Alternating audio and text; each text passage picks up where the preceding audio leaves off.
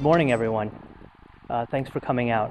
Sorry for the last-minute change in venue, but if the World Series can have weather issues, I guess we can too. Again, thank you for coming out. My name is Paul Avalar. I'm a senior attorney with the Institute for Justice.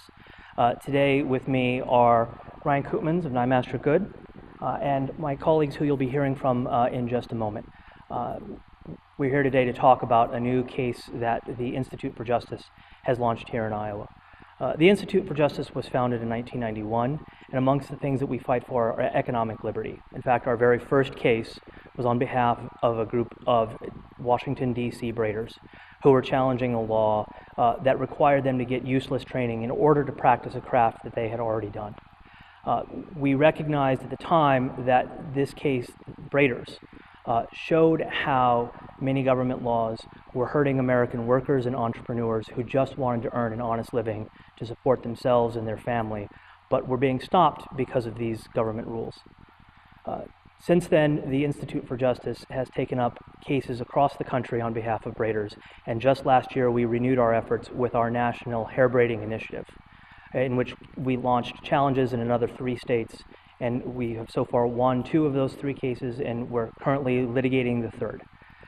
Today in America, 13 states, braiders don't require a license of any kind in order to braid hair.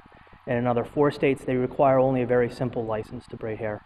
But that leaves too many braiders in too many states still subject to onerous rules and regulations that don't serve any public purpose, they don't serve any public good, they only harm braiders.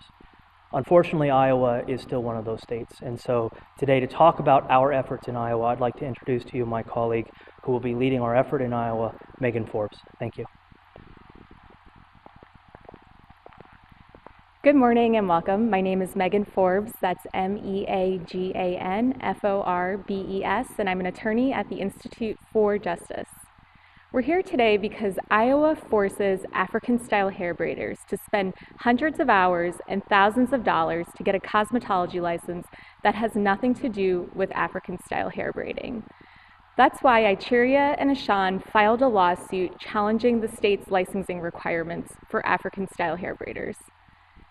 African-style hair braiding is a form of natural hair care. It's been safely practiced for thousands of years. Icheria and Ashan want to earn a living braiding hair in Iowa, but in Iowa it's illegal without a cosmetology license. Iowa forces braiders to spend as much as $22,000 to complete over 2,000 hours of cosmetology training. While in cosmetology school, braiders will learn skills like how to do manicures, facials, and haircuts. One skill they will not learn is how to braid hair. We filed this lawsuit because Icheria and Ashan have a constitutional right to earn a living free from irrational licensing laws. Iowa has no business licensing something as safe and common as hair braiding. The state can't force braiders to take on thousands of dollars in debt to learn skills that they already know. This lawsuit has been filed on behalf of braiders and workers across the state. But a victory in this case will help all entrepreneurs in Iowa. A victory in this case will help protect the ability of Icheria, Ashan, and entrepreneurs across the state to turn the American dream into reality. At this point, I'd like to introduce Icheria Bell, one of the plaintiffs in this case, and then you will hear from Ashan Agit after. Thank you. Hello, how you guys doing? Thank you all for coming out and hearing us out. I'd just like to talk about some of the challenges that I'm facing. I am actually working in fear. I have to work as an assistant, and when I can actually open up my own business and actually hire other people. But with the state burdens, it's overbearing. I just want to work and make a living for my family and to teach braiding and to be able to give back to my community. I'm not trying to not pay taxes or break any laws. I just want to live the way that God gave me the right and the talent. I learned to braid when I was 3, and I was probably a professional by age 10.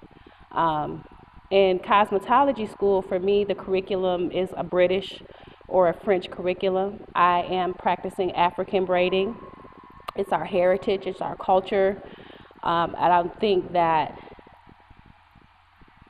something as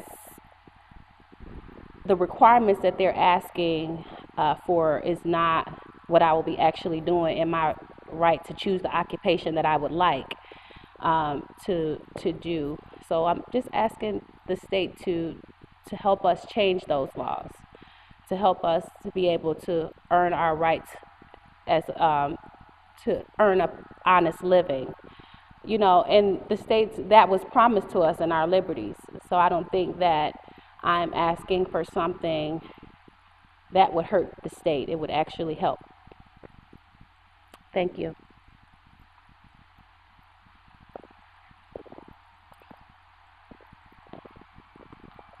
Good morning. My name is Agit. Thank you all for being here today. Uh, here,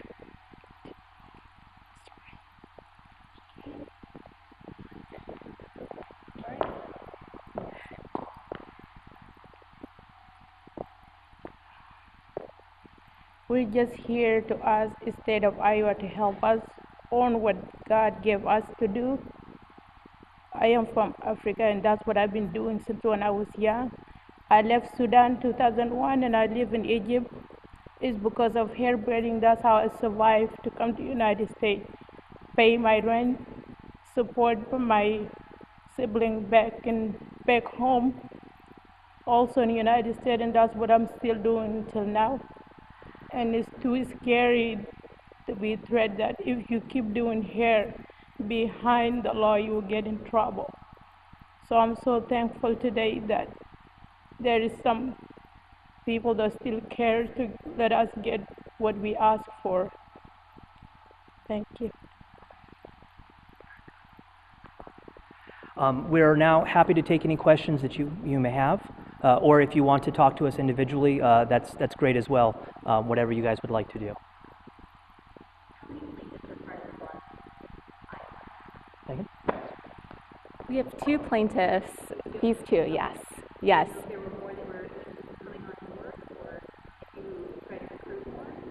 We thought that these two plaintiffs represented the issues very well, and this lawsuit will benefit all braiders. So, Ichuria Bell and Ashan Agit are our plaintiffs.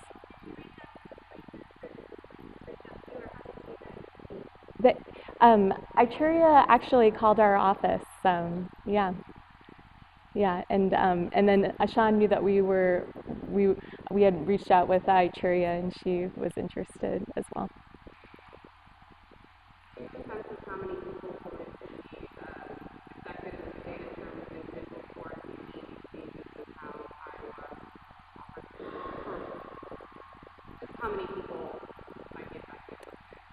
Sure. Well, Iowa's licensing laws are among the worst in the country. Iowa licenses more workers than any other state, from travel agents to athletic trainers to makeup artists to hair braiders. This case, we hope, will force the state to have to take a long, hard look at its licensing laws.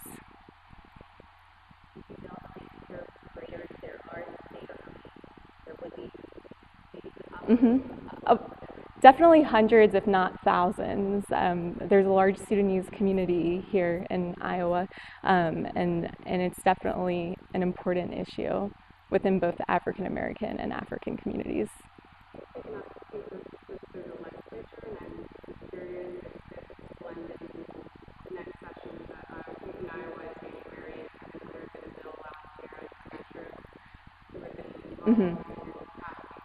Well, every case that we've filed the case to litigate the case, and we can't control if the legislature wants to take on this issue. In the past, the legislature has decided not to take up this issue. There have been 2 bills in the past, but the legislature wasn't interested in taking up the issue and changing the law.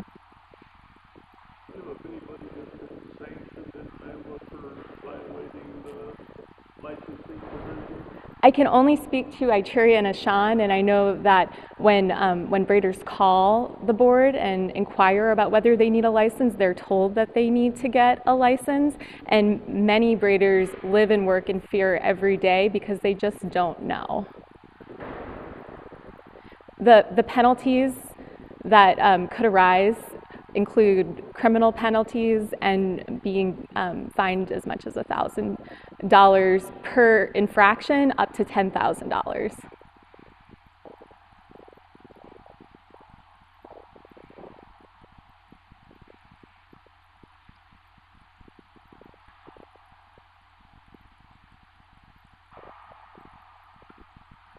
Any other questions?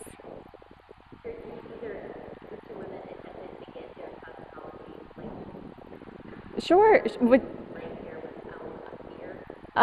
Sure. Would you like to hear from Ichuria? Ichuria, why don't you talk about your experience here? Yes, I attended Regency Beauty Institute in Minneapolis. I got well over 900 hours. You know, my frustrating point came when I was just not learning anything about what I wanted to do, you know, and I spent a lot of money, and I spent a lot of time away from my daughter and away from earning a living to pay for us. So I decided to leave, and I went down to Atlanta, and I started working under a natural hairstylist and learned how to really perfect my craft in natural hair care and braiding. So.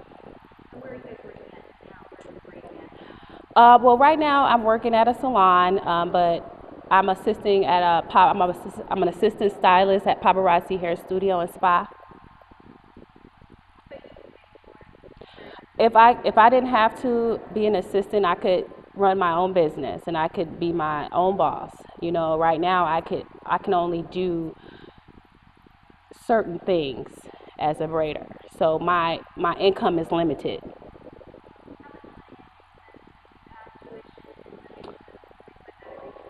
At Regency Beauty Institute at the time, that was in 2010, it was about 17,000. And then that 918 hours, and I would be in school from 8 in the morning to 5 in the afternoon. And at the time, my daughter was just 3. So after daycare, you know, I had to pay for daycare and pay for, you know, people to keep her while I work at night. You know, so I was not getting any time with her and nurturing her the way she needed to be nurtured because I was in school and then I was working at night. And now the things that I was, you know, had to, once I started working in the salon, it was nothing that I was doing. I wasn't relaxing. I wasn't perming. I wasn't cutting natural hair or the hair on people's hair. If there was any of those things, it always involved extensions. So, yeah.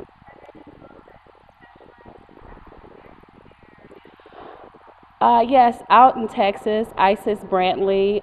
She has a school of the Institute of Ancestral Braiding.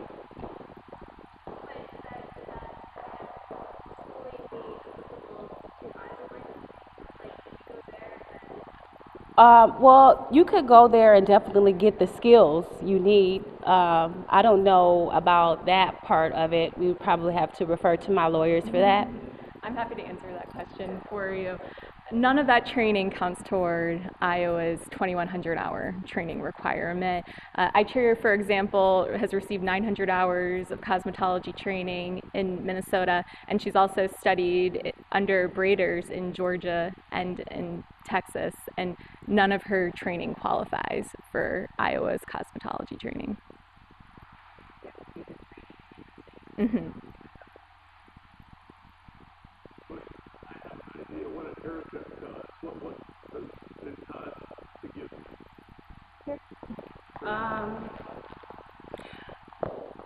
Maybe as low as $35, as high as $280. I mean, it just depends on what you're doing. There's different types of people that just get their natural hair braided, and then there's people that get extensions. And so just depending on the type of extension, the expense could go, you know, well over it depends on who you're going to. Some people charge up to 500 to thousands of dollars for certain braids. So it just really depends on the style.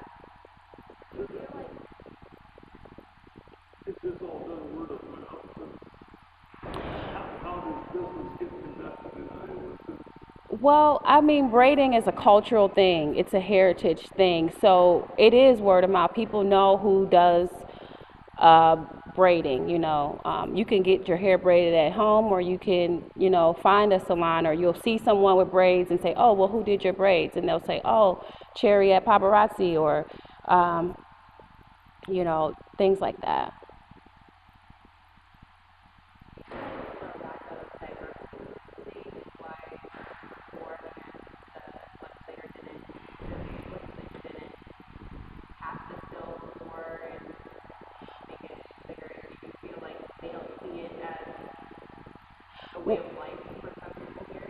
Yeah, I see it as like anti competitive regulations that are keeping, it's just a way to kind of keep the competitive from certain cosmetologists and stuff like that, I think. It's a way to corner the market and keep certain people out. I mean, braiders could be easily a Vidal Sassoon or a Paul Mitchell, if we didn't have certain barriers in the way.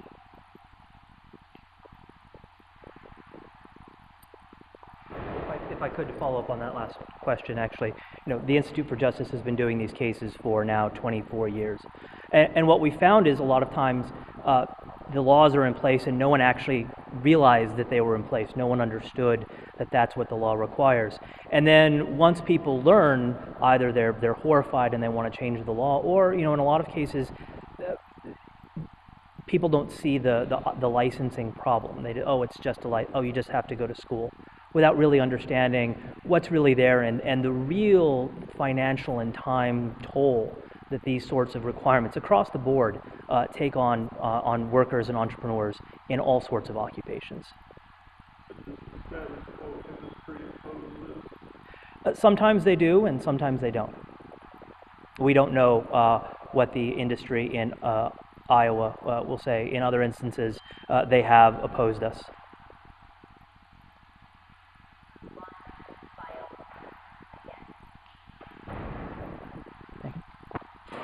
The lawsuit is filed against the State Cosmetology Board, and we've also named its members in their official capacities.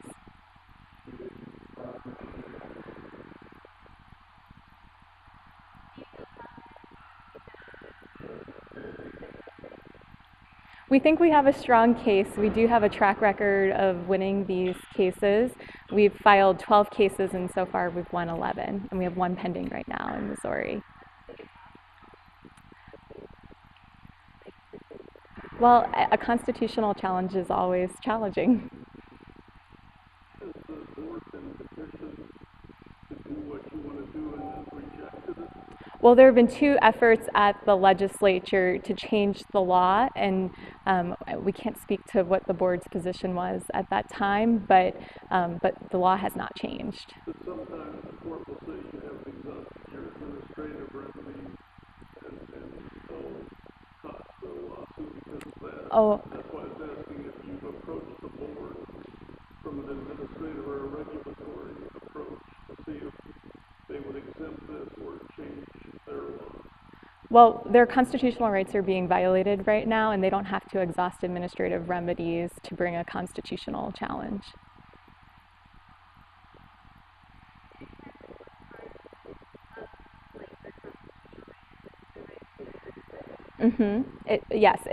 We filed this case, and we are claiming that that the state's cosmetology licensing laws impair their ability to earn a living free from irrational government regulation.